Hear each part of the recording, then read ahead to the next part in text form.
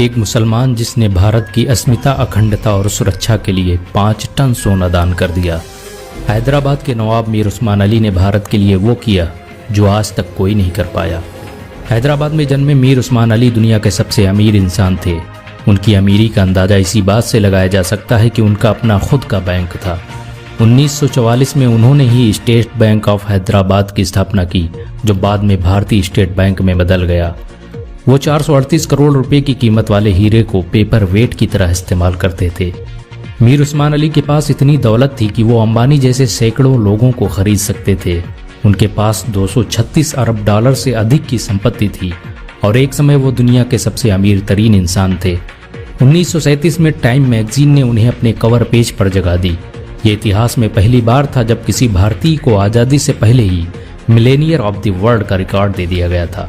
विश्व के सबसे धनी व्यक्तियों में शामिल उस्मान अली ने एक समय इटली और इंग्लैंड से भी बड़ी रियासतों पर राज किया। वो हैदराबाद के नवाब महबूब अली खान के बेटे थे। आज़ादी से पहले तक वो हैदराबाद के निज़ाम रहे और फिर जनवरी 1950 को हैदराबाद के पहले राज प्रमुख बने। मीर उस्मान अली भारतीय इतिहास में सबसे अधिक दान देने वाले व्यक्ति हैं। 1962 में भारत चीन युद्ध के समय मीर उस्मान ने भारतीय सरकार को 5 टन सोना दान दिया, जो किसी भी व्यक्ति के द्वारा दिया गया अब तक का सबसे बड़ा दान माना जाता है। भारत चीन युद्ध के समय इस्तेमाल किए गए भारतीय हथियार और बारूद मीर उस्मान के पैसों से ही खरीदे गए थे। अगर मीर उस्मान 5 टन सोना दान न करते तो भारत के एक बड़े हिस्से पर चीन का अधिकार हो जाता।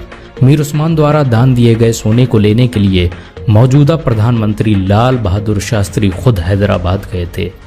आपको ये जानकर शायद हैरानी हो कि मीर उस्मान अली ने ही भारत के पहले हवाई अड्डे का निर्माण करवाया। उस्मानिया यूनिवर्सिटी हैदराबाद की स्थापना मीर उस्मान ने ही की थी, जो आज भारत की सबसे बड़ी यूनिवर्सिटियों में से एक है। उस्मान अली ने दान देते वक्त कभी किसी का मजहब नहीं पूछा।